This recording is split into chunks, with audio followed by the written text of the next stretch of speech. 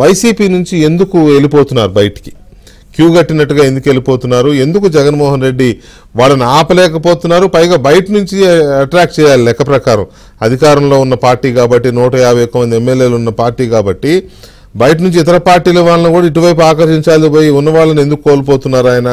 ఏంటి YCP scene ఏంటి? Jaganmohan Reddy YSR Congress party నుంచి వెల్లువల బయటకు వెళ్తున్నారు. మామూలుగా ఈ వెల్లువల అనే పదం ఎప్పుడు వాడతామంటే పాజిటివ్ సెన్స్లో వెల్లువల తరలిస్తున్నారు, వెల్లువెత్తారు, ఇట్లా మాట్లాడతాం మనం. కానీ ఇక్కడ వెల్లువల వెళ్ళిపోతున్నారు. ఎందుకు వెళ్ళిపోతున్నారు అని అంటే అదేంటో రీజన్ మనం ఇప్పుడు డిబేట్లో ఏమైనా బయటకు వస్తుందేమో, ఇంటర్నల్గా జరుగుతున్నది ఏంటి అనేది చూడాలి. తర్వాత టికెట్లు అడిగేవాళ్ళు కూడా కనిపించట్లా. పోయేవాళ్ళు పోయారు. ఆ కాన్స్టిట్యున్సీలోనూ అక్కడ ఉన్నవాళ్ళు నేను చేస్తానని ముందుకొచ్చి చేస్తారా అంటే అది కనిపించట్లా. లేదు బయట వాళ్ళు ఎవరన్నా తీసుకుని ఇద్దామా అని అంటే ఎందుకో జగన్మోహన్ రెడ్డి గారు బయట పార్టీల నుంచి లేకపోతే ఇతర న్యూట్రల్స్నైనా తటస్థులైనా అట్రాక్ట్ చేసి పార్టీలోకి టికెట్లు ఇచ్చే పరిస్థితి అది కూడా కనిపించట్లే. ఎక్కడ కూడా కొత్తగా వస్తున్నా కనిపించట్లా. విజయవాడ కేసీ నాని గారు తప్ప ఇంకెవరూ కనిపించలే. ఎందుకు ఈ పరిస్థితి వస్తుంది అనేది ఒకటి. వీటికి తోడు ఎవరన్నా ఉన్న వాళ్ళనే కంటిన్యూ చేయాలి అనుకుంటేనేమో సారీ ఏదో ఒకవేళ వాళ్ళు పార్టీ మీద ఉన్న అభిమానంతోనో లేకపోతే అవకాశం ఇచ్చిన 5 ఏళ్ళు ఎంపీగానో ఎమ్మెల్యేగానో చేశాం కదా ఇక్కడే మళ్ళీ చేద్దాం అనుకుంటే వాళ్ళకు రేటు పెట్టేసి నువ్వు ఇంది ఇస్తే నీకు మళ్ళీ టికెట్టు అని చెప్పేసరికి వాళ్ళు బెంబేలు ఎత్తిపోయి పారిపోయిన పరిస్థితి ఇవన్నీ కళ్ళ ముందు కనబడుతున్నాయి. ఇవాళ ఒక పార్టీలో అధికారంలో ఉన్న పార్టీలో 151 మంది ఎమ్మెల్యేలు 22 మంది ఎంపీలు గెలిచిన పార్టీలోంచి ఆల్రెడీ 2 ఎంపీలు వెళ్ళిపోయారు. ఇంకా ఎలక్షన్ నోటిఫికేషన్ రాలేదు. 2 ఎంపీలు వెళ్ళిపోయారు, 10 మంది ఎమ్మెల్యేలు వెళ్ళిపోయారు, ఇంకా ఒక 20 మంది 30 మంది పేర్లు ఆల్రెడీ లిస్ట్ అయిపోయినాయి బయటికి. మొత్తం మీద ఇంకో 40 మంది 50 మంది బయటకు వెళ్ళిపోయే సిచ్యువేషన్ కనపడతా ఉంది. సో ఎందుకు ఇంత భయంకరమైన డిజాస్టర్స్గా వైసీపీ పరిస్థితి ఉంది అనేది మనం చర్చిద్దాం. చర్చలో మనతో తెలుగుదేశం పార్టీ జాతీయ అధికార ప్రతినిధి జీవీ రెడ్డి గారు ఉన్నారు. అలాగే సీనియర్ కాంగ్రెస్ పార్టీ నాయకులు డాక్టర్ ఎన్ తులసిరెడ్డి గారు, అలాగే భారతీయ జనతా పార్టీ సీనియర్ నాయకులు భానుప్రకాష్ రెడ్డి గారు కూడా మనతో చర్చలో పాల్గొంటున్నారు. తులసిరెడ్డి గారు నమస్కారం అండి. తులసిరెడ్డి గారు, ఇప్పుడున్న వైసీపీలో ఇప్పుడున్న సిచ్యువేషన్ ని మీ స్టైల్లో వర్ణించమంటే ఎలా వర్ణిస్తారు? తెనాలి రామలింగడు పిల్లి పాలు కథ జ్ఞాపకం వస్తుంది. తెనాలి రామలింగడు పిల్లి పాలు. కృష్ణదేవరాయలు కొందరిని పిలిచి పిల్లి పిల్లనిచ్చారంట. కొందరిని పిలిచి పిల్లి పిల్లనిచ్చి మీకు డైలీ పాలు సప్లై చేస్తాము, ఒక 3 నెలల తర్వాత మీ పిల్లలను తీసుకురావాలా, ఏది బలిష్టంగా ఉందో దాన్ని చూసి ప్రైజ్ ఇస్తానని చెప్పినంట. తెనాలి రామలింగన్ కొడుకు ఒక పిల్లి ఇచ్చాడు. తెనాలి రామలింగడు ఏం చేశాడు, ఆ పాలను పిల్లికి పోయకుండా వాళ్ళ కుటుంబానికి వాడుకునే దానికోసము మొదటి రోజే బాగా కాలే పాలను వచ్చేసి పిల్లి ముందర పెట్టాడు. పిల్లి ఆ కాలే పాలు తాగను మూది కాలింది. ఆ రోజు నుంచి తెల్లంగా పాలు కనపడితే పిల్లి పారిపోతా ఉంది. ఆ విధంగా వచ్చేసి 3 నెలల తర్వాత కృష్ణదేవ గారు పిలిపించాడు. ఈయన ఇట్ట ఊగులాడుతా ఉంది తెనాలి రామలింగ పిల్లి. ఏం తెనాలి రామలింగన్ అంటే నేనేం చేస్తూ అది పాలు తాక్కుంటే అని చెప్పినాడంట. దీనికి బ్యాక్గ్రౌండ్ వచ్చేసి ఇదన్నమాట. కాబట్టి ఇప్పుడు జరిగింది ఏమంటే ఆల్రెడీ 2019లో ఇచ్చిన టికెట్ ఇచ్చిన వాళ్ళు ఎమ్మెల్యేలు వాళ్ళు వచ్చేసి వాళ్ళను తెనాలి రామలింగని పిల్లిని భయపనిచ్చినాడు. వాళ్ళకు గౌరవం లేకుండా, వాళ్ళకు వచ్చేసి అపాయింట్మెంట్ లేకుండా, వాళ్ళకు విలువ లేకుండా, తన దగ్గర అపాయింట్మెంట్ లేదు, కార్యకర్తలు విలువ లేదు, ప్రజల్లో విలువ లేదు.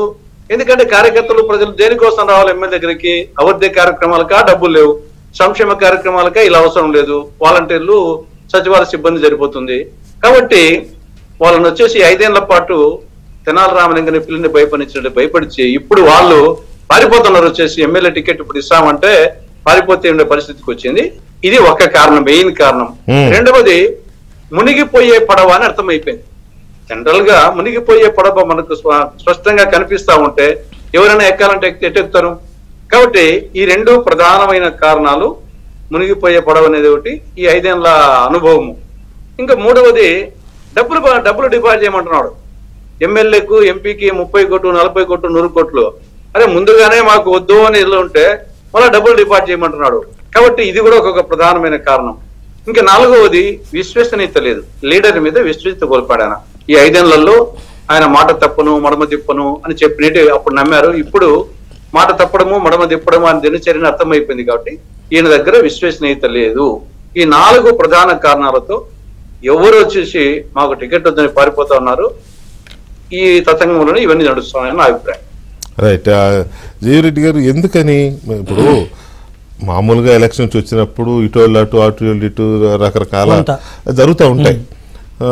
అయితే అధికారంలో ఉన్న పార్టీలోకే కొంత వలసలు ఉంటాయి. ఎంతో భయంకరమైన వ్యతిరేకత ఉండి ఇక చచ్చిపోయిందిరా అనుకుంటే తప్ప కదా. మన తెలంగాణలో కూడా చూసాం, బీఆర్ఎస్లోకి వెళ్ళారు, కాంగ్రెస్లోకి వెళ్ళారు, అటోళ్ళు ఇటోళ్ళు ఇటోళ్ళు అటు రకరకాలుగా వెళ్ళారు. టికెట్ రానోళ్ళు ఇటు, టికెట్ వచ్చే వాళ్ళు రకరకాలు జరుగుతూ ఉంటాయి. కానీ ఇక్కడ బయటికి వెళ్ళే వాళ్ళు తప్ప లోపలికి వచ్చేవాళ్ళు కనపట్ల. ఇప్పుడు మీ పార్టీలోకి ఆల్రెడీ ఒక 10 పేర్లు వచ్చేసినా 2-3 జాయిన్ అయిపోయినారు.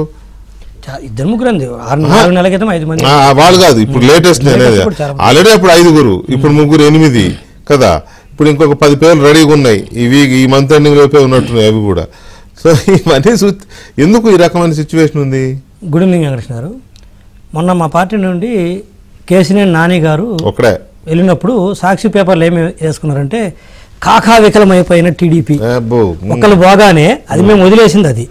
అది వాళ్ళకు తెలుసు, మాకు తెలుసు. కేసీఆర్ నాని గారు చెప్పడం జరుగుతుంది. అది వాళ్ళ ఇంట్లో గొడవ, పార్టీకి అతను అంటి ముట్టగా ఉన్నట్టున్నాడు. పార్టీ కూడా చెప్పింది, ట్రై చేసింది, ఏం లేదు కాబట్టి వదిలేసాను. ఆయన బీజేపీకి పోయినా వైసీపీకి పోయినా పార్టీ కాకా ముందే తెలుసు. అంటే వాళ్ళకి దొరికిన ఒకే ఒక్క ఆనందం ఏంటంటే దానికి ముందు దాని తర్వాత ఇక భవిష్యత్తులో కూడా లేదు. అది ఒక్కరోజు ఆ ఒక్కటి దొరికితే కాకా వికలం అయిపోయింది టీడీపీ అన్నాడు. మేము వదిలేసిన ఒక వ్యక్తి పార్టీకి మీకు వస్తేనే టీడీపీ కాకా వికలం అయితే రోజుకు ఒకళ్ళు నిన్ను వదిలేసి వస్తే నీ పార్టీ రోజు ఒక్కళ్ళేందండి, రోజు 10 మంది పేర్లు బయటకు వస్తాయి. మెయిన్ లీడర్స్, నేను ఎమ్మెల్యేలు ఎంపీలు అని చెప్తున్నాను. వస్తే మాది ఒకళ్ళు వెళ్ళిపోతేనే కాకా వికలం అయితే మరి వైసీపీ ఏందబ్బా మీరు ఆలోచించండి, మీదే వికలము అంటే ఎంత చేపు ఉన్నా కూడా కింద పడ్డా నాదే పై చెయ్యి. నేను తప్పు చేసిన కూడా అవతల తప్పు చేసినట్టు, నేను నాశనం అయిపోతున్నా కూడా అవతల ఏదో అయిపోతుంది. పాత్రికేయం గురించి కూడా మాట్లాడాడు పాప మా ప్రసంగంలో. ఆయన చెప్తా, ఆయన అబద్ధాలు, ఇదే ఆ హిపోక్రసీ అంటారు దాన్ని. ఎందుకు వెళ్ళిపోతుందంటే ఆ హిపోక్రసీకి వెళ్ళిపోతుండ్రు. రెండోది వచ్చేసరికి వైసీపీ వాళ్ళు ఇంకొక వర్షన్ చెప్తున్నారు ఏంటంటే టీడీపీ వాళ్ళు వాళ్ళ దాన్ని వాళ్ళు కాంట్రాడిక్టెడ్ చేస్తున్నారు. ఏంటంటే ఒక పక్కనేమో వెళ్ళిపోతున్నారు పోటీ చేయడానికి భయపడి, ఇంకో పక్కనేమో డబ్బులు డిపాజిట్ చేయమంటున్నారు జగన్మోహన్ రెడ్డి గారు. అయినా డిపాజిట్ చేసి కొంతమంది పార్టీ టికెట్లు తీసుకోవడానికి ట్రై చేస్తున్నారని చెప్పేసి టీడీపీ అంటున్నారని చెప్పేసి వైసీపీ వాళ్ళు ప్రచారం చేస్తున్నారు. వాళ్ళు చెప్పే లాజిక్ ఏంటంటే ఇంత డబ్బులు డిపాజిట్ చేయమన్నా కూడా డబ్బులు డిపాజిట్ చేసి టికెట్లు తీసుకోవడానికి వైసీపీలో రెడీగా ఉన్నప్పుడు ఇంకా పారిపోతున్నది ఎక్కడ నిజమవుతుంది, ఏదో ఒకటి ఉండాలి కదా నిజం అనేది వైసీపీ వాళ్ళు చెప్తున్నారు. నేనేమన్నంటే మీ ఆనందం కోసం మీరు ఆ లాజిక్ ఎత్తుకుంటే మాకేం అభ్యంతరం లేదు. ఇది 2 వాస్తవం మేము చెప్పేది. డబ్బులు డిపాజిట్ చేసి టికెట్లు తెచ్చుకునే వాళ్ళు వైసీపీలు ఉన్నారు. డబ్బులు ఇస్తామన్నా కూడా వైసీపీ మీకు మేము ఖర్చు పెడతామన్నా కూడా మీకు మీ పార్టీకి ముఖ్యమంత్రి జగన్మోహన్ రెడ్డి గారు ఒక దండం అని చెప్పి పారిపోయి వచ్చే వాళ్ళు ఉన్నారు. ఎందుకంటే 2 డబ్బులు డిపాజిట్ చేసి కూడా వైసీపీలో ఎందుకుంటారంటే వాళ్ళ మొహాలు టీడీపీలోకి రాలేవు, ఎప్పటికీ రాలేదు. ఎంట్రీ టీడీపీలోకి కాదు, ఈవెన్ కాంగ్రెస్లోకి, ఈవెన్ కమ్యూనిస్టు పార్టీలోకి, ఈవెన్ బీజేపీలో కూడా వాళ్ళని ఎవరు రానియరు. ఈవెన్ అంటే అంత తక్కువ బీజేపీ. నేను మన పాత పార్టీని కూడా అన్నా నేను కాంగ్రెస్ అని. మీరు అట్లా అంటే ఉన్న పరిస్థితుల ప్రకారం ఇప్పుడు ఈ ఊరు రెడ్డి ఆ ఊరు పాలేరు అన్నట్టు ఒక్కోసారి ఒక సందర్భంలో సో నా ఉద్దేశం ఏంటంటే తక్కువ ఎక్కువ అని కాదు. బీజేపీ అండౌటల్లీ దేశంలో బ్రహ్మాండమైన పార్టీ. కాంగ్రెస్ గురించి చెప్పేది ఏముంది, ఇప్పుడు బీజేపీ వచ్చినా కూడా కాంగ్రెస్ ఒక 40-50 ఏళ్ళు ఏలిన పార్టీ, తక్కువ అంచనా వేయలేం కదా. సో ఆ బ్యాచ్ రాలేని పరిస్థితుల్లో అక్కడ ఉంటే దాన్ని జగన్మోహన్ రెడ్డి గారు వీక్నెస్కి తీసుకొని వాళ్ళ బలహీనతను అడ్డం పెట్టుకొని ఇద్దో వెంకటకృష్ణ గారు నువ్వు 100 కోట్లు సంపాదించావు. ఎలా సంపాదించావు? కేవలం నా పేరు చెప్పుకొని, అంటే నా గవర్నమెంట్ ఉండబట్టి సంపాదించను, అందులో 50 కోట్లు కట్టు, టికెట్ తీసుకో, మళ్ళీ ఎన్నికల ఖర్చులు నువ్వు పెట్టుకో. ఇక వాళ్ళ బాధ వర్ణాతీతం. ఇంకా తమాషా ఏంటంటే ఆ 100 కోట్లు వాళ్ళు సంపాదించింది 50 కోట్లు అయితే ఈయన లెక్క చెప్పి నువ్వు 100 అంటుండు, సగం అంటే 50 కోట్లు ఇమ్మంటుండు, అంటే మొత్తం పోతుంది, మొత్తం పోతుంది. ప్లస్ ఎన్నికల ఖర్చు పెట్టుకోవాలి, తప్పదు. తేలుగుట్టిన దొంగల లెక్క వాళ్ళు ఉండాల్సి వస్తుంది. వాళ్ళు బయటకు వచ్చి మాట్లాడలేరు మమ్మల్ని డబ్బులు అడుగుతున్నారని. నిన్ను ఎవరు పట్టించుకోవడం, నిన్నే సానుభూతి చూపించరు. అట్లని వేరే పార్టీలోకి వద్దామంటే నిన్ను రానియరు. అట్లా నువ్వు కంటెస్ట్ చేయకుండా వదులుకున్నావో, ఈ పార్టీలోకి రాలేవు, వైసీపీలో కంటెస్ట్ చేయకుండా ఉన్నావో నువ్వు, నీది కుక్క బతుకవుతుంది. ఓడినా గెలిచినా నువ్వు పోటీ చేయాలి. ఓడిపోతావు తెలిసినా కూడా ఆడ కప్పం కట్టాల్సిందే, ఖర్చు పెట్టాల్సిందే. రాజకీయాలు వదిలేసుకుని అట్లా లేదు కదా, కొంతమందికి ఆ అవకాశం కూడా లేదంటున్నాను. అది వదిలితే వాళ్ళు పెండం నుంచి పోయలే కాదు, ఇంకా వేరే అవుతుంది వాళ్ళ సిచ్యువేషన్. అట్లీస్ట్ జనాలు ఉంటే కొంత ప్రొటెక్షన్ ఉంటుంది వాళ్ళకి. అంటే వాళ్ళు చేసింది అట్టుంది. మళ్ళీ చేయకపోతే ఒక పక్క ఎన్నికల వరకు జగన్మోహన్ రెడ్డి గారు కొడతాడు, వచ్చిన తర్వాత మేము కొడతాం. సో అందుకని చెప్పేసి వాళ్ళు ఉండాల్సిందే, వాళ్ళ బతుకులు అట్లా తయారైనాయి. అది కొంతమంది పరిస్థితి. ఇక రెండో వర్గం అని చెప్పే కదా, టీడీపీ వైపుకో లేదా కాంగ్రెస్ వైపుకో ఇప్పుడు వస్తున్నారు కదా. ఆళ్ళ రామకృష్ణారెడ్డి గారు ముందుగా డిక్లేర్ చేశారు కాంగ్రెస్కి వెళ్తానని, ఇంకో కొంతమంది చెప్పారు కాంగ్రెస్కి వెళ్తామని. అదేవిధంగా టీడీపీకి ఇంకా తెలిసింది ఆల్రెడీ వస్తున్నారు, వచ్చారు కూడా. సో వీళ్ళు ఏంటంటే నీకు నీ ప్రభుత్వానికి ఒక దండం అని చెప్పేసి పారిపోయి వస్తుండ్రు. ఎందుకంటే ఈరోజు మూడ్ ఆఫ్ ది స్టేట్ ఎలా ఉందంటే వెంకటకృష్ణ గారు, ఇంకొకసారి జగన్మోహన్ రెడ్డి గారు వచ్చారంటే ఇక రాష్ట్రం బాగుపడదు, ఇక నాశనమే అని చెప్పేసి ఇది ఒక టీడీపీ వాళ్ళు న్యూట్రల్ ఓటర్స్ కాదు, వైసీపీ వాళ్ళు కూడా 100% నమ్ముతున్నారు. అందుకే ఆ స్థాయిలో అభ్యర్థులు భయపడుతున్నారు. కనీసం ఇప్పుడు మేము నమ్మామనుకో ప్రత్యర్థులు కాబట్టి నమ్ముతారు అనుకొని వాళ్ళు ధైర్యంగా ఉంటారు. వాళ్ళ పార్టీ వాళ్ళు కూడా నమ్ముతున్నారు. ప్లస్ ఆ అభ్యర్థులు జనాల్లోకి వెళ్ళినప్పుడు చెప్తున్నారు మళ్ళీగా వైసీపీ వస్తే ఇక రాష్ట్రం పనికిరాదంటే దాని అర్థం ఆ మూడు ఒకసారి క్రియేట్ అయిన తర్వాత రేపు ఎవడు ఓటేస్తాడు. సో అది మూడో అంశం ఏంటంటే హిపోక్రసీ. జగన్మోహన్ రెడ్డి గారు నాకు తెలిసినంత వరకు ముఖ్యమంత్రి అయిన తర్వాత భానుప్రకాష్ రెడ్డి గారు, తులసిరెడ్డి సార్ చెప్పాలి, ఒక్కసారైనా నిజం చెప్పినట్టుగా నాకు వినపడలేదు. ఒక్కసారి అంటే ఒక్కసారి కూడా, అంటే ఇది 100 అంటే 90% నిజం, 80% నిజం కాదు, 100% ఆయన నిజం ఏ రోజు చెప్పలేదు.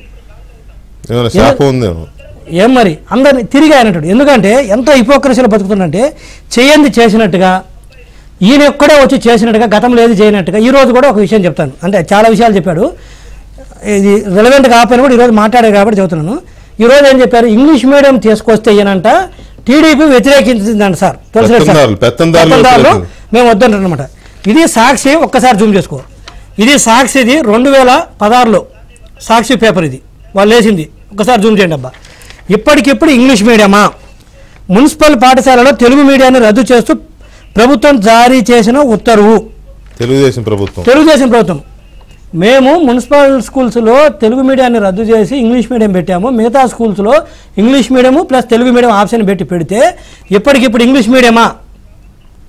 ఇది సాక్షి అబ్బా, ఇప్పటికిప్పుడు ఇంగ్లీష్ మీడియమా. ఎవరిది రాసింది సాక్షి పేపర్. ఎప్పుడు రాసింది 2016లో. అంటే మేము ఇంగ్లీష్ మీడియం తేకుండానే సాక్షిలో రాశారా అంటే ఆ రోజు ఒకసారి అయిపోయింది. ఇప్పుడు ఎవడు పెత్తందారి? మేము టీడీపీ గవర్నమెంట్ రాసిచ్చినోడు చెప్పాలి, ఎందుకు చెప్తున్నానంటే ఇది జీవో ఇచ్చి మేము ఇంప్లిమెంట్ చేస్తే ఆ రోజు సాక్షిలో రాశాడంటే దాని అర్థం ఏంటి? ఇంగ్లీష్ మీడియం తెచ్చామనే కదా. వ్యతిరేకించారు దారుణంగా. లోపల కంటెంట్ చాలా ఉంది. ఉపాధ్యాయ సంఘాలు కూడా వ్యతిరేకిస్తున్నాయంట. మరి ఏం తెస్తే ఉపాధ్యాయ సంఘాలు వ్యతిరేకించవా? అంత దారుణం. ఇదే కాదు, తెలుగు ఇంకో పేపర్ ఉంది, తెలుగు లెస్స అంటే తెలుగు లేదు. మరి ఆ రోజు మరి జగన్మోహన్ రెడ్డి గారు పిల్లల్ని ఎక్కడ చదివించాడు? తెలుగు మీడియంలో చదివించాడు, ఇంగ్లీష్ మీడియం చదివించాడు. ఇప్పుడు మమ్మల్ని అడుగుతున్నారు కదా, మీ మనవాళ్ళు ఎక్కడ చదివారు, మీ పిల్లలు ఎక్కడ చదువుతుండ్రు, మీ పిల్లలు అయితే ఇంగ్లీష్ మీడియము, పేద పిల్లలు అయితే తెలుగు మీడియంలో చదివించాలా అని డిబేట్లు కన్నీరు పెట్టుకుని జగన్మోహన్ రెడ్డి గారు. మరి ఇదేంటి వైసీపీ బ్యాచ్ ఏం చెప్తారు? సమాధానం వాడతాడు ఆయన, ఏదైనా వాడతాడు. ఏం చెబుతారబ్బా వైసీపీ బ్యాచ్ దీనికి? టీడీపీ గవర్నమెంట్ ఇంగ్లీష్ మీడియం చేయలేదా? మరి తేకపోతే ఈ కోతలు, ఈ రాతలు ఏంటి? మరి ఇది ఎందుకు చెప్తానంటే నేను అన్ని ఈ రోజు జగన్మోహన్ రెడ్డి గారు చేస్తున్న ప్రతి స్కీమ్ తులసిరెడ్డి సార్ ఎప్పుడు చెబుతాడు, ఏది సారు చెప్తాడు సామెతలు, దాన్ని పల్లిని ఇంకో పేరు ఏదో చెప్తారు, ఇది శనగలకు వేరే పేరు చెబుతాడు, దీన్ని గుర్తురా సార్.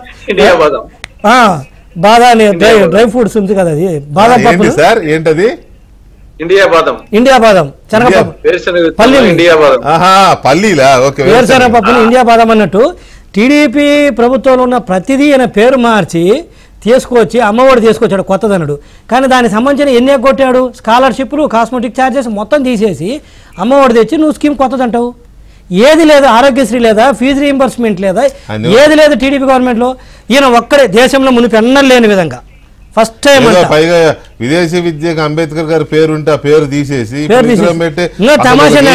వీళ్ళందరూ దొంగలు అది ఇదని స్కూల్లో రంగులు వేసి నేను బ్రహ్మాండంగా రంగులు వేసినట్టు నువ్వు రంగులు ఎత్తి మేము బిల్డింగ్ ప్రజలకు తెలిసిలే జీవి మరి మనం ఎక్కువ ప్రజలకు ఆ హిపోక్రసీలు ఏం చేయకపోయినా కూడా చేసినట్టు నటిస్తూ బతకబట్టే ఈ రోజు జనాలు నిన్ను చీకొట్టే పరిస్థితికి వచ్చారు కాబట్టి ఈ రోజు అభ్యర్థులు పారిపోతుండ్రు. రైట్. భాను ప్రకాష్ రెడ్డి గారు నమస్తే అండి. నమస్కారం అన్న.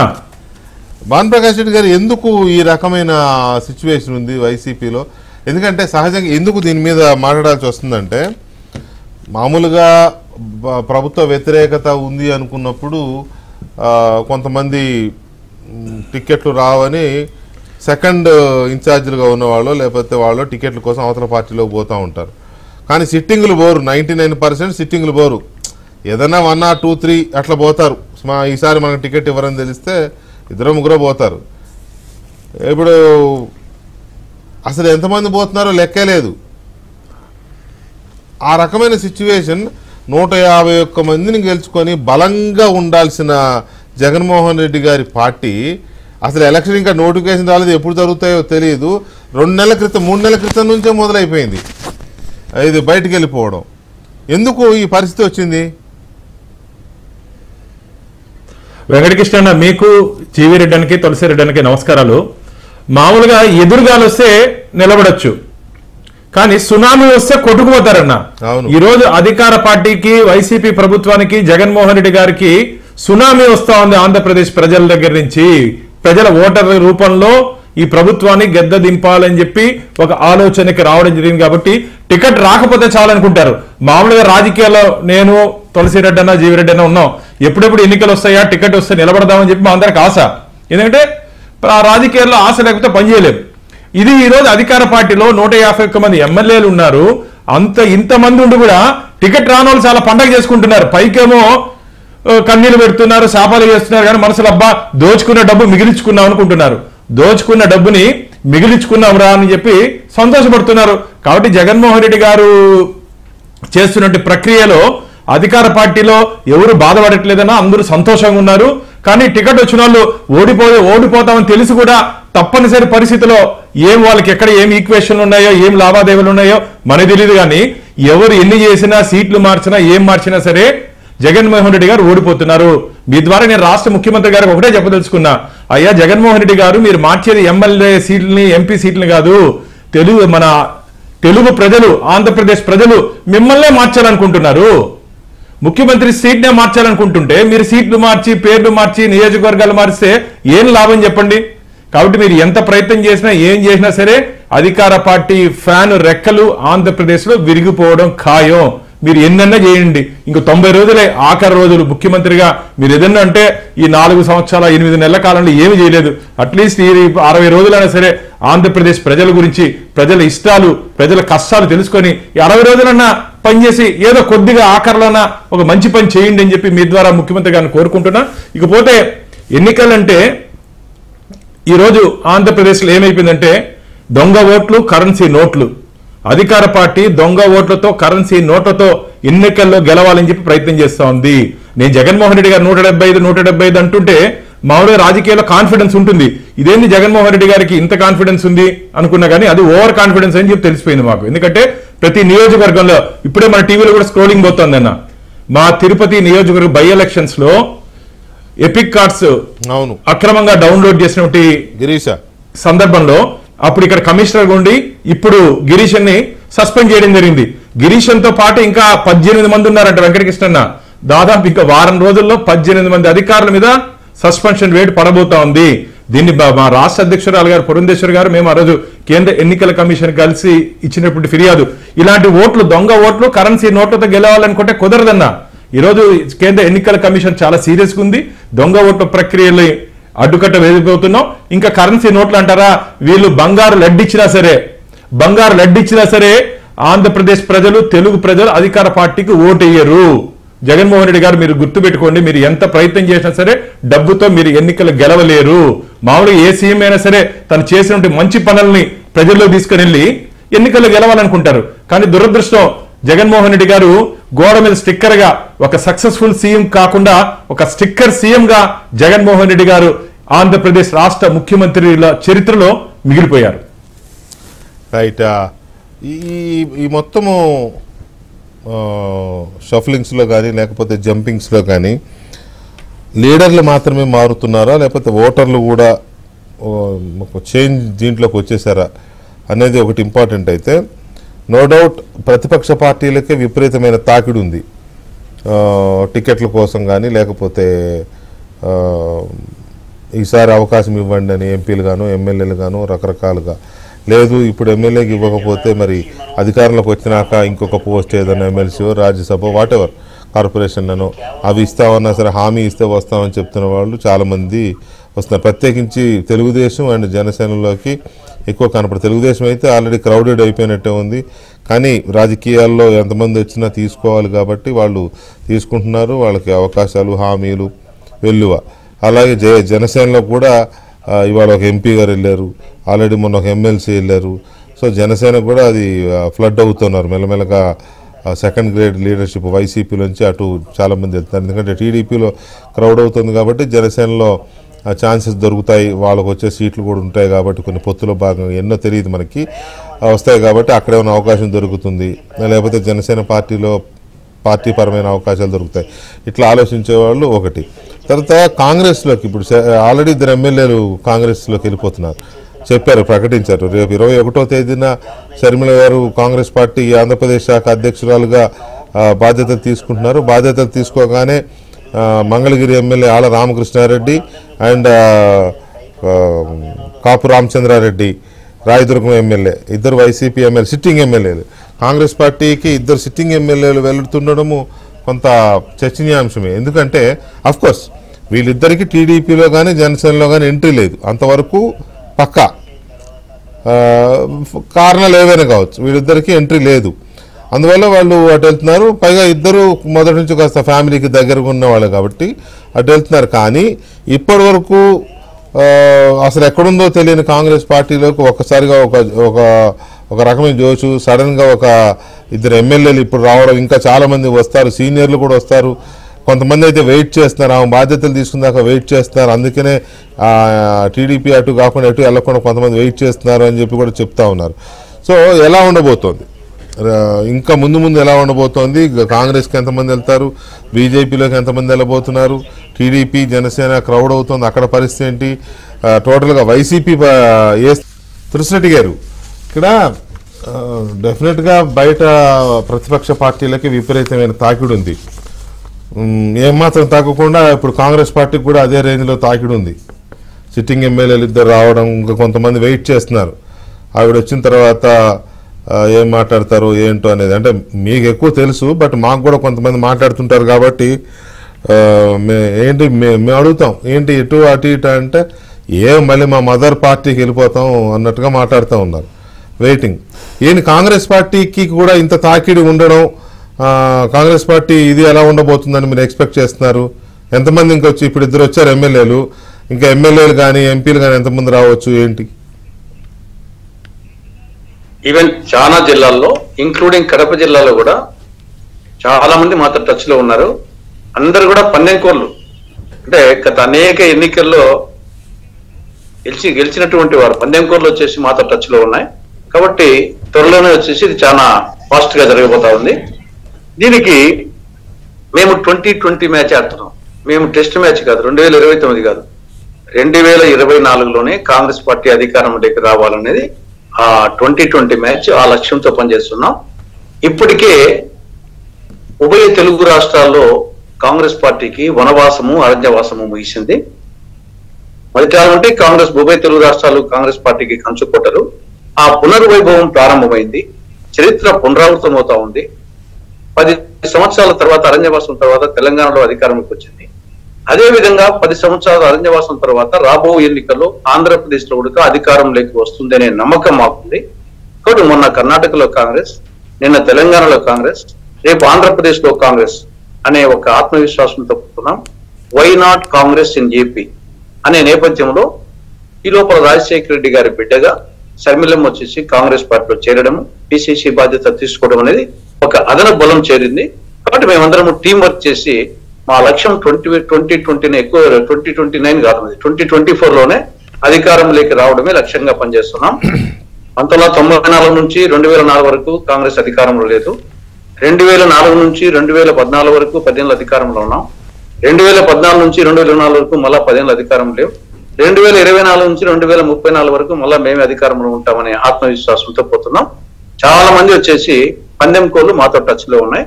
రేపు వచ్చేసి శర్మిలమ్మ గారు ఎడపలపైకి రాబోతున్నారు. ఇక్కడ ఒక భారీ ర్యాలీ ఉంటుంది. దాని తర్వాత వచ్చేసి ఎల్లుండి విజయవాడలో ప్రమాణ స్వీకారం ఉంటుంది. అక్కడ నుండి ఇంకా పందెం కోళ్ళతో అనేక మంది టచ్ లో ఉండే వాళ్ళందరూ నా నుండి రోజుకోరు చొప్పున వస్తారు. ఈ యొక్క 2-3 నెలల్లో అనూహ్యంగా కాంగ్రెస్ పార్టీ ఇది మ్యుటేషన్స్ గ్రాడ్యువల్ గా పెరగడం కాదు, మ్యుటేషన్స్ జరుగుతాయి. అందరూ ఆశ్చర్యపోయే విధంగా తెలంగాణలో ఏ విధంగా కాంగ్రెస్ అధికారంలోకి వచ్చిందో ఆంధ్రప్రదేశ్ కూడా అధికారంలోకి వస్తుందని చెప్పేసి పూర్తి నమ్మకంతో మేము ముందుకు పోతున్నాం. అంటే కాంగ్రెస్ పార్టీ ఇప్పుడున్న సిచ్యువేషన్ వేరు, ఇప్పుడు మీరు చెప్తున్నా లేదా మీరు ఎక్స్పెక్ట్ చేస్తున్న సిచ్యువేషన్ చాలా డిఫరెంట్గా కనపడుతుంది. పైగా మీరు చెప్తున్నది ఎలా అంటే ఇంకొక మహా అయితే ఒక 20 days లేదా 1 month మ్యాక్సిమం ఫిబ్రవరి మధ్యలో ఎలక్షన్ నోటిఫికేషన్ వస్తుందని అంటున్నారు ప్రిడిక్షన్స్. ఆ తర్వాత ఒక 45 days అంతే కదా, by March ending or April 2nd week polling ఇవన్నీ అయిపోతాయి. అంటే ఏప్రిల్ ఎండింగ్ కల్లా ఇది అయిపోతుంది. అంటే మీకు హార్డ్లీ ఉన్నది ఒక 2 months అండి కదా. 2 monthsలో మీరు అధికారంలోకి వచ్చేయాలి. అంటే ఆల్మోస్ట్ 0 నుంచి అధికారంలోకి వచ్చే స్థాయికి వెళ్ళాలి. 0 అంటే అసలు లేదని కాదు కానీ 0 స్థాయిలో అట్టడుగునుందని నా ఉద్దేశం. సో ఆ స్థాయిలో అనేది ఎలా ఎక్స్పెక్ట్ చేస్తున్నారు? Is it possible? దానికి ఒక్కటే ఎగ్జాంపుల్, కర్ణాటక ఎన్నికల కంటే ముందు ఆంధ్రప్రదేశ్ లో ఉప ఎన్నికలు జరిగినాయి, తెలంగాణలో ఉప ఎన్నిక జరిగింది. తెలంగాణలో హుజూరాబాద్ ఉప ఎన్నిక, ఆంధ్రప్రదేశ్ లో బద్వేలు ఉప ఎన్నిక 2 ఒకేసారి జరిగినాయి. అప్పటికి రేవంత్ రెడ్డి గారు పిసిసి అధ్యక్షులు అయ్యారు. అవును. అప్పుడు ఉప ఎన్నికలు జరిగితే ఇక్కడ హుజూరాబాద్ లో కాంగ్రెస్ కు డిపాజిట్ పోయింది, బద్వేలు కూడా డిపాజిట్ పోయింది. కానీ హుజూరాబాద్ లో 3000 ఓట్లు వస్తే బద్వేల్లో 6000 ఓట్లు వచ్చాయి. అటువంటిది ఆ రోజు పరిస్థితి ఏమంటే కర్ణాటక ఎన్నికలకు ముందు తెలంగాణలో బీఆర్ఎస్ బీజేపీ మధ్య పోటీ అనే వాతావరణం ఉన్నది. కాంగ్రెస్ అనేది 3వ ప్లేస్ లోనూ ఉంది, తక్కువ ఉంది కాబట్టి డిపాజిట్ పోయింది. కానీ కర్ణాటక ఎన్నికల ఫలితం తర్వాత అనూహ్యంగా వచ్చేసి ఒక్కసారి కాంగ్రెస్ అధికారంలోకి రావడం జరిగింది. కానీ ఇక్కడ కూడా ప్రజల్లో మార్పు అనేది అక్కడ బీఆర్ఎస్ ను మార్చాలనుకున్నారు. అది బీజేపీనా కాంగ్రెసా అనుకున్నప్పుడు మొదట్లో బీజేపీ కనపడింది. కర్ణాటక ఎన్నికల ఫలితం తర్వాత బీజేపీ స్థానంలో కాంగ్రెస్ వచ్చింది. కాంగ్రెస్ వచ్చేసి ఫస్ట్ లిస్ట్ కు వచ్చింది. ఇదంతా రీసెంట్ గా జరిగింది కర్ణాటక ఎన్నికల ఫలితం తర్వాతనే. కాబట్టి ఇక్కడ కూడా హుజూరాబాద్ కంటే బెటర్ గా ఆడ 3000 వచ్చి 6000 వచ్చాయి. అందులో మొదటిసారి ఉంటే కాంగ్రెస్ కు కంచుకోట, నెహ్రూ కుటుంబానికి కంచుకోట లాంటిది. తర్వాత విభజన అంశం అనేది ఒకటి కారణం అయినప్పటికీ మరి తెలంగాణలో కూడా రాలేదు. అక్కడ విభజన అనుకూలంగా జరిగినప్పటికీ అక్కడ రాలేదు. కాబట్టి విభజన అంశం కంటే కూడా విభజన చట్టంలోని అంశాల అమలు అనేదే ఇప్పుడు ప్రధానమైన అంశం. కాబట్టి ఆడ మాకు అడ్వాంటేజ్ ఉంటుంది. అంటే ప్రత్యేక హోదా కానీ, రాయలసీమకు ఉత్తరాంధ్రకు స్పెషల్ డెవలప్మెంట్ ప్యాకేజీ కానీ, చట్టంలోని అంశాలు కానీ అమలు చేయాలంటే ఇది కాంగ్రెస్ తోనే సాధ్యము అనేది అది ప్రజలు కన్విన్స్ అవుతున్నారు. కాబట్టి ఈ నేపథ్యంలో మిగతా పార్టీల కంటే మాకు అడ్వాంటేజ్ ఉంది.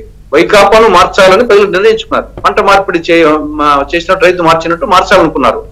ఆ నేపథ్యంలో ఆల్టర్నేటివ్ అనుకున్నప్పుడు మాకు అడ్వాంటేజ్ పొజిషన్ ఏమంటే ఇదే ప్రత్యేక హోదా కానీ, Rayalaseema Uttarandhra special development package కానీ, చట్టంలోని అంశాలు కానీ ఇవి అడ్వాంటేజ్ పొజిషన్.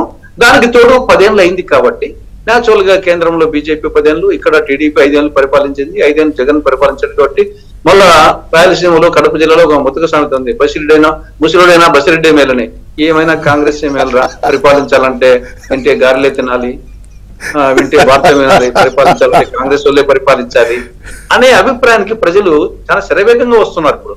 కాబట్టి నాకెందుకు వచ్చేసి ఉందిలే మంచి కాలం ముందున అందరూ సుఖపడాలి నందనందన అన్నట్టుగా శభాశ్రాముడు పాట జ్ఞాపకం వస్తుంది. కాంగ్రెస్ లో ఉందిలే మంచి కాలం ముందున అనే రాష్ట్రానికి మంచి భవిష్యత్తు ఉందిలేనే అభిప్రాయం కలుగుతా ఉంది. ముసిరోడైనా బసిరెడ్డి మేళ ముసలుడైనా బసిరెడ్డి మేలని కడప జిల్లాలో సాగుతుంది. అంటే ఆ రోజు ఉన్న ఎమ్మెల్యేలో ఈయన కొంచెం వృద్ధుడు, మిగతా వాళ్ళ యంగ్స్టర్స్, కానీ ఎక్కువ ప్రజలకు అందుబాటులో ఉండేవాడు, సమస్యలు పరిష్కరించేవాడు బసిరెడ్డి అని, అందుకోసం ఆ సామెత. అవును, మరి ముసలుడు కాబట్టి ఎటు పోడుగా ఇంట్లోనే ఉంటాడు, జనం ఎప్పుడెల్లా కనపడతాడు. సమస్యల పరిష్కారం అదే సమస్యల పరిష్కారం కదా ముఖ్యం. సమస్యల పరిష్కారం ఏంటి? ఓకే, మొత్తానికి బసిరెడ్డి వారసులు మీరు అనమాట అందరూ. రైట్, ఎనీవే ఫైనల్ ఒక మాట చెప్పండి. వైఎస్ఆర్ కాంగ్రెస్ పార్టీలో మొత్తం కాంగ్రెస్ వాళ్ళ బ్లడ్ అంతా ఆల్మోస్ట్ 95% నేను అనుకుంటున్నా. ఓకే, 95% కాంగ్రెస్ వాళ్ళే ఉన్నారు. జూనియర్లో, సీనియర్లో, వాళ్ళ పిల్లలో, సంతానంలో, మొత్తం మీద. అప్పుడు ఎందుకు జగన్మోహన్ రెడ్డి గారితో వెళ్ళారంటే రాజశేఖర రెడ్డి గారి కొడుకను, లేకపోతే జగన్మోహన్ రెడ్డి యువకుడు, అటే వెళ్దాం మనం, టీడీపీ మొదటి నుంచి టీడీపీ మీద వ్యతిరేకత కూడా ఉంటుంది కదా కాంగ్రెస్ వాళ్ళకి, అట్లా వెళ్ళిన వాళ్ళు ఉన్నారు. ఇప్పుడు అదే రాజశేఖర రెడ్డి గారి డాటర్ వస్తోంది కాబట్టి వైసీపీ ఎంతవరకు మీ వైపు లాక్కొచ్చేస్తారు? ఇప్పుడు ఇక్కడ కొంతవరకు మీరు చెప్పింది వాస్తవమే, కానీ అది 100% కరెక్ట్ కాదు. ఎందుకంటే రాజశేఖర రెడ్డి గారి మరణానంతరము జరిగిన ఎన్నికలు 2014, అప్పుడు జగనాధికారంలోకి రాలే. ఈవెన్ విజయమ్మ గారు విశాఖపట్నంలో ఓడిపోయినారు. రాజశేఖర రెడ్డి గారి మరణానంతరము ఇమీడియట్ గా జరిగిన ఎన్నికల్లో 2014లో ఇక్కడ జగన్ అధికారంలోకి రాలేదు. విజయమ్మ గారు విశాఖపట్నంలో సొంతంగా రాజశేఖర రెడ్డి గారి సత్యమనే ఓడిపోవడం జరిగింది. కానీ ఈయన అధికారంకి వచ్చేది 2019. కాబట్టి డెఫినెట్ గా కొంతవరకు వచ్చేసి వైఎస్ఆర్ అభిమానులు ఉండేది వాస్తవమే, కానీ ఇక్కడ ఓవరాల్ గా ప్రజల్లో ఓటర్లలో మార్పు. ఓటర్లు వచ్చేసి రైతులు రగిలిపోతున్నారు, ఉద్యోగులు ఉడికిపోతున్నారు, నిరుద్యోగులు నిరాశతో ఉన్నారు, సర్పంచులు సలసలా కాగిపోతున్నారు, కాంట్రాక్టర్లు కసితో ఉన్నారు. కాబట్టి ఈ నేపథ్యంలో ఓవరాల్ గా ఈ యొక్క 3 వరాలు నేను చెప్పింది, ఈ యొక్క ప్రత్యేక హోదా గానీ, Rayalaseema Uttarandhra special development package, Kadapa జిల్లా స్టీల్ ప్లాంట్, ఇవి కాంగ్రెస్ పార్టీకి రాజశేఖర రెడ్డి గారి బిడ్డగా షర్మిల రావడం అనేది ఒక ఎత్తు అయితే, ఇవి రెండవది వచ్చేసి రాహుల్ గాంధీ గారి భారత్ జోడో న్యాయ యాత్ర అనేది, ఇవన్నీ ఓవరాల్ గా దేశంలో అట్మాస్ఫియర్ వచ్చేసి కాంగ్రెస్ కు దేశంలో ఇండియాకు అనుకూలంగా, ఇక్కడ వచ్చేసి కాంగ్రెస్ అనుకూలంగా వచ్చింది. ఆ నేపథ్యంలో షర్మిల గారి ఇది ఒక క్యాటలిస్ట్ అన్నమాట. ఇప్పుడు కెమిస్ట్రీలో ఉత్ప్రేరకమని ఉంటుంది తెలుగులో, క్యాటలిస్ట్ అది చిన్నదే కావచ్చు కానీ దాని ప్రభావం వచ్చేసి చాలా పెద్దగా ఉంటుంది. ఆ విధంగా సమయం వచ్చినప్పుడు ఆ క్యాటలిస్ట్ ప్రభావం, ఇప్పుడు షర్మిలమ్మ ఒక క్యాటలిస్ట్ ప్రభావంతో ఒక ఉత్ప్రేరకంగా కాంగ్రెస్ కు పనిచేస్తా ఉంది. బట్ ఓవరాల్ అట్మాస్ఫియర్ బాగా ఉన్న నేపథ్యంలో బట్ డెఫినెట్ గా అదనపు బలం, మాకు కాన్ఫిడెన్స్ ఉంది. కాన్ఫిడెన్స్ మెయిన్ గా నమ్మకమే కదా, రాజకీయాల్లో నమ్మకం అనేది ముఖ్యం. జగన్మోహన్ రెడ్డికి ఆ విశ్వసనీయత అనేది యాక్చువల్ గా అతనికి ట్రాక్ రికార్డ్ లేదు, అవినీతి పరుడు, 10 అన్ని జైలు నుండి వచ్చాడు. కేవలం వచ్చేసి నేను మాట మీద నిలబడతాను, నేను కేంద్ర మెడల్ వంచి సాధిస్తాను అంటే, ఓహో రాజశేఖర రెడ్డి గారి కొడుకు, ఆయనతో నేను మాట నిలబడతానని చెప్పేసి ఆ విశ్వసనీయత అనే ఒక పదం పనిచేసేసి వచ్చారు 2019లో. ఈసారి వచ్చేసి ఆ విశ్వసనీయత కాంగ్రెస్ కుంది, వచ్చేసి కాంగ్రెస్ కు ఆ నేపథ్యంలో వచ్చేసి రాజశేఖర రెడ్డి గారి బిడ్డగా షర్మిలమ్మ రావడంతో అది అడిషనల్ అడ్వాంటేజ్. మాకెందుకు ఒక పూర్తి నమ్మకం ఉంది. రైట్, భానుప్రకాష్ రెడ్డి గారు, తులసిరెడ్డి గారు 2020 మ్యాచ్ ఆడబోతున్నారంట, 2024 ఎన్నికల్లోనే అధికారం అని చెప్తున్నారు. మరి మీ పరిస్థితి ఏంటి? ఎందుకంటే ఎందుకు ఛాన్సెస్ ఎక్స్పెక్ట్ చేస్తున్నారంటే వైసీపీ మీద విపరీత వ్యతిరేకత ఉందని ఆయన చెప్పారు, మీరు చెప్పారు, టీడీపీ అంటోంది, జనసేన అంటోంది, అనలిస్టులు కూడా అదే చెప్తున్నారు కదా. సో ఆ బయటకు వస్తున్న ఫ్లడ్ అంటే బ్యాక్ వాటర్స్, ఇప్పుడు వైసీపీ నుంచేమో బయటకు వచ్చేస్తుంది ఫ్లడ్, ఇటు టీడీపీ జనసేనలోనేమో బ్యాక్ వాటర్స్, అక్కడ ఫుల్ అయిపోయి బ్యాక్ వాటర్స్ వస్తున్నాయి. సో వీటిని బేస్ చేసుకొని మీరు ఏ పొజిషన్ లో వస్తారు? 2020 ఆడతారా, 50 ఓవర్స్ మ్యాచ్ ఆడతారా, టెస్ట్ మ్యాచా? తులసిరెడ్డి అన్న చెప్తున్నారు 2020 ఆడతామని చెప్పి. 2020 ఆడినా, వన్డే మ్యాచ్ ఆడినా, లేకపోతే టెస్ట్ మ్యాచ్ ఆడినా వాళ్ళు డకౌట్ అవ్వడం ఖాయం. ఆంధ్రప్రదేశ్లో బోనీ చేసే అవకాశం కూడా లేదు కాంగ్రెస్ పార్టీకి. ఊరికే కలలు కంటున్నారు సీనియర్ నాయకులు, వారికి అన్ని తెలుసు ఆంధ్రప్రదేశ్ ఇప్పుడు ఉన్నటువంటి పరిస్థితి ఏ విధంగా ఉంది, ప్రజల ఆలోచన ఏ విధంగా ఉంది అన్ని తెలిసి కూడా ఇంకా పార్టీని సపోర్ట్ చేసుకోవాలి కాబట్టి తులసిరెడ్డి అన్నట్టు మాట్లాడుతున్నారు. సరే, వాళ్ళు ఇష్టాన్ని మేమేం కాదనలేం కాబట్టి రాజకీయాల్లో ఎవరైనా సరే గెలవాలని అనుకుంటారు కానీ ఓడిపోవాలని అనుకోరు. కానీ ప్రజలు ఆ రకంగా తీర్పిస్తారని మాత్రం మేమైతే అనుకోవట్లే. ఆంధ్రప్రదేశ్లో కాంగ్రెస్ పార్టీని ఆదరిస్తారని చెప్పి మేమైతే అనుకోవట్లేదు. భారతీయ జనతా పార్టీ విషయానికి వస్తే మీరు మా విషయం అడిగారు. మేము సంస్థాగతంగా బూత్ స్థాయి నుంచి భారతీయ జనతా పార్టీని బలోపేతం చేసుకుంటూ ఎన్నికల్లో ఏ విధంగా ఎదుర్కొనాలి అధికార పార్టీని అని చెప్పి ఆ విధంగా మేము గత సంవత్సర రోజులుగా మేము ప్రణాళికలు వేసుకుని ముందుకు పోతున్నాం. ఈరోజు వాళ్ళ కమిటీలు కూడా లేవే. కాంగ్రెస్ పార్టీలో సంస్థాగతంగా కమిటీలు లేవు, మండల కమిటీలు లేవు, మేనిఫెస్టో కమిటీ వేశారు. అన్న మండల కమిటీలు గ్రామ కమిటీలు లేకుండా మేనిఫెస్టో కమిటీ వేస్తే ఏం ఉపయోగం ఉంటుంది చెప్పండి అన్న. పునాది సరిగ్గా లేకుండా బిల్డింగ్ కడతారంటే ఎట్లా చెప్పండి? గాల్లో కడితే మేడ కూలిపోతుంది అంతే. కాబట్టి అంటే నేను ఒక ప్రత్యర్థి పార్టీగా బాగుండాలని చెప్పి కోరుకుంటాను. ఎందుకంటే రాజకీయాల్లో ప్రత్యర్థులు కూడా బలంగా ఉండాలి, లేకపోతే ఏకపక్షంగా ఉండకూడదని చెప్పి మా గడ్కరీ గారు కూడా చెప్పారు. రాజకీయాల్లో ప్రత్యర్థులు కూడా బలంగా ఉండాలని చెప్పి. కాబట్టి వాళ్ళ ఆశల్ని ఉండియండి. ఇంకా 60 రోజుల్లో తెలిసిపోద్ది కదా ఆంధ్రప్రదేశ్ ప్రజలు ఏ విధంగా ఏ పార్టీకి అనుకూలంగా తీర్పిస్తారు, ఏ విధంగా తీర్పిస్తారో ప్రజాక్షేత్రంలో తెలుస్తుంది. కానీ మా వరకు వస్తే మాత్రం భారతీయ జనతా పార్టీ ఖచ్చితంగా ఆంధ్రప్రదేశ్లో కమల వికాసం ఖచ్చితంగా ఉంటుంది. భారతీయ జనతా పార్టీ అజెండాతో అసెంబ్లీలోకి పార్లమెంట్లోకి కాలు పెట్టాలని చెప్పి మేము గట్టి ప్రయత్నాలు చేస్తున్నాం. ఆంధ్రప్రదేశ్ ప్రజలు కూడా మమ్మల్ని ఆశీర్వదిస్తారని చెప్పి కూడా ఆశాభావాన్ని వ్యక్తం చేస్తున్నాం. నరేంద్ర మోడీ గారు తీసుకుని వచ్చినటువంటి సంక్షేమ పథకాలు, డెవలప్మెంట్ అజెండాతో పోతున్నటువంటి ఈ పథకాలు ఖచ్చితంగా మాకు శ్రీరామ రక్ష అవుతుందని, శ్రీరామ రక్ష భారతీయ జనతా పార్టీకి ఉంటుందని చెప్పి దేశవ్యాప్తంగా మేము భావిస్తున్నాం. ఎందుకంటే ఒకే డెవలప్మెంట్ అజెండాతో దాదాపు 9.5 సంవత్సరాల కాలంలో అవినీతి రహిత పరిపాలన అందిస్తూ మోడీ కేర్ ఆఫ్ డెవలప్మెంట్ అని చెప్పి ప్రజలు భావిస్తున్నారు. కాబట్టి ఆంధ్రప్రదేశ్ ప్రజలు కూడా ఆ విధంగా మోడీ గారి నాయకత్వాన్ని బలపరుస్తారు. డబుల్ ఇంజిన్ సర్కార్, రాష్ట్రంలో కేంద్రంలో ఒకే ప్రభుత్వం ఉంటే అభివృద్ధి పదంలో రాష్ట్రం ముందుకు పోతుందని చెప్పి ఆశాభావాన్ని ప్రజలు కూడా నమ్ముతున్నారు. కాబట్టి ఆ విధంగా భవిష్యత్తు ఉంటుంది. ఒకే ప్రభుత్వమా లేక టీడీపీ జనసేన బీజేపీ ప్రభుత్వమా? ఇప్పటికి మేము మా పొత్తు ఇప్పటికీ జనంతో జనసేనతో ఉన్నామన్నా. కాబట్టి భారతీయ ప్రజలు మమ్మల్ని ఆశీర్దిస్తారని చెప్పి మేము ఆశాభావాన్ని వ్యక్తం చేస్తున్నాం. ఎన్నికల పొత్తులు అనేది ఇంకా మా కేంద్ర పార్టీ నిర్ణయిస్తుంది. మా స్థాయిలో మేము మాట్లాడే అవకాశం లేదు మాకు. కాబట్టి ఇంకా ఒక 10-15 రోజుల్లో మోస్ట్లీ ఫిబ్రవరి ఎండింగ్కి కానీ మార్చ్ ఫస్ట్ వీక్ కానీ ఎన్నికల షెడ్యూల్ కూడా వచ్చే అవకాశం ఉంది. కాబట్టి ఈ మొత్తం ఈ సస్పెన్స్ కంతా ఒక 60 రోజుల్లో తీరిపోయే అవకాశం ఉంది. సస్పెన్స్ థ్రిల్లర్ మార్గం ఉంది ఈరోజు ఆంధ్రప్రదేశ్ ప్రజలకు. ఏం జరుగుతుంది, ఏం జరగబోతుంది, ఎవరు అధికారంలోకి వస్తారు అని చెప్పి. కాబట్టి అన్ని మంచి జరుగుతుంది. మీ ద్వారా నేను ఒకటే చెప్తున్నా, ఆంధ్రప్రదేశ్ ప్రజలకి రాబో రోజుల్లో మంచి రోజులు రాబోతున్నాయి. ఈ దుర్మార్గపు పాలన, ఈ నియంత పాలన వెళ్ళబోతా ఉంది. ఆంధ్రప్రదేశ్ ప్రజలకి రాబో రోజుల్లో అన్ని మంచి జరుగుతుంది, మంచి రోజులు ఉన్నాయని చెప్పి మాత్రం మీ ద్వారా నేను ఆంధ్రప్రదేశ్ ప్రజలకు తెలియజేసుకుంటున్నాను. రైట్. జీవిరెడ్డి గారు, ఒకవైపు ఏమో బీజేపీతో పొత్తు విషయంలో ఒక సందిగ్ధ వాతావరణం ఉంటుందని ఉండదని రకరకాల చర్చలు, కొంతమంది కావాలని కొంతమంది వద్దని, అన్ని పార్టీలు అలాంటి పరిస్థితి, మీ 3 పార్టీలు అలా ఉంది. దానికి సంబంధించి కానీ రెండవది అత్యంత కీలకమైంది షర్మిల గారి ఎంట్రీతో కాంగ్రెస్ పార్టీ కొంత, అది ఎంత పర్సంటేజ్ అనేది మనం లెక్కేయడానికి సిద్ధంగా లేవు, కానీ కాంగ్రెస్ పార్టీ చాలా కొంత ప్రభావాన్ని చూపిస్తుందనే అంచనాలు అయితే ఉన్నాయి. అది ఎవరికి డెంట్ పడే అవకాశం ఉంది? షర్మిల గారు వచ్చిన తర్వాత కాంగ్రెస్ పార్టీ కొడితే ఎవరికి సొట్టబడే అవకాశం ఉంది? ఏమైనా అంచనాలు వేశారా? పొత్తుల విషయంలో అయితే సంగీత ఏం లేదు. మరి మీరు ఎందుకు చెబుతారో నాకు అర్థం కావట్లేదు. సంగీత అని మేము ఏమన్నా తీర్మానాలు చేశామా? నేను అన్నానా? మీరు అదే కదా ఇందాక అన్నది. అట్లా కాదండి, సందిగ్ధత అంటే పార్టీలో పవన్ కళ్యాణ్ గారు అన్నారా? పవన్ కళ్యాణ్ గారు ఉన్నాడు కదా. పొత్తులు వేరు, ఎన్డీఏ వేరు. అట్లా కాదు, బీజేపీతో పొత్తు, ఐ మీన్ అదే అవును, దాంతో టీడీపీ ఓపెనే కదా. మరి అంతే. భానుప్రకాష్ రెడ్డి గారు చెప్పాడు కదా, వాళ్ళు ఏదో నిర్ణయం తీసుకుంటామని. ప్రస్తుతానికి ఎటువంటి సందిగ్ధత లేదు, దాని మీద ఎటువంటి ఆలోచనలు చేయలేదు. మా పార్టీ మేము పనిచేసుకుంటూ పోతున్నాం. వాళ్ళు కమల వికాసం అని చెప్పేసి వాళ్ళ పార్టీ వాళ్ళు పనిచేసుకుంటూ పోతున్నారు. కాంగ్రెస్ తులసిరెడ్డి సార్ చెప్పినట్టు వాళ్ళ పార్టీ వాళ్ళు పనిచేసుకుంటూ పోతున్నారు. అది నో అంబిగ్యూటీ. ఎందుకంటే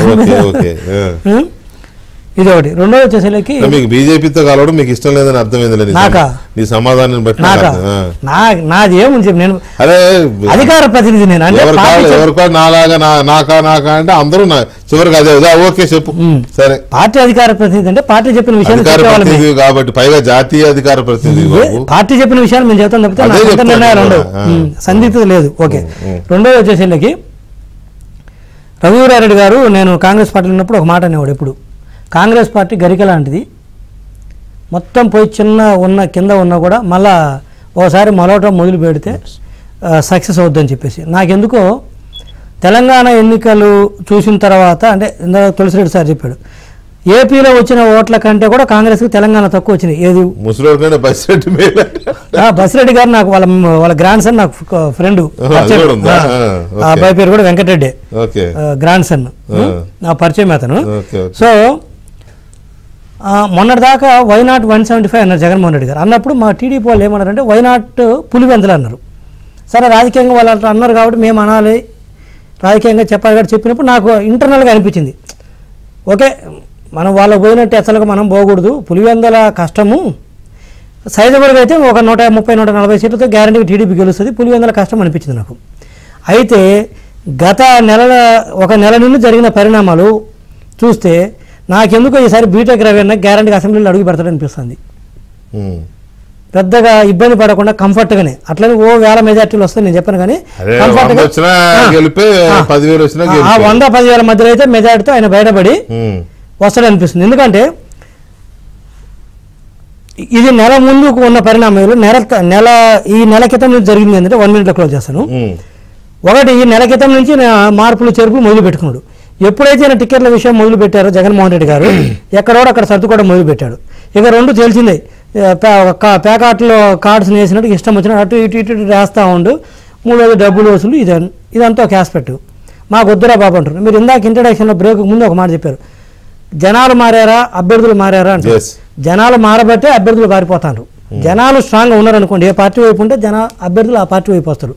ఈ రోజు పల్స్ పట్టుకొని వస్తారు, ఎందుకంటే వాళ్ళు రాజకీయాలు ఉన్న మనకు అర్థమవుతుంది, రెగ్యులర్ ఉన్న వాళ్ళకి.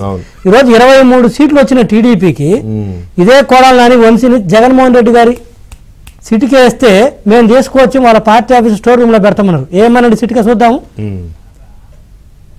ఆయన వేసింది లేదు, వీళ్ళు చేసపోయేది లేదు.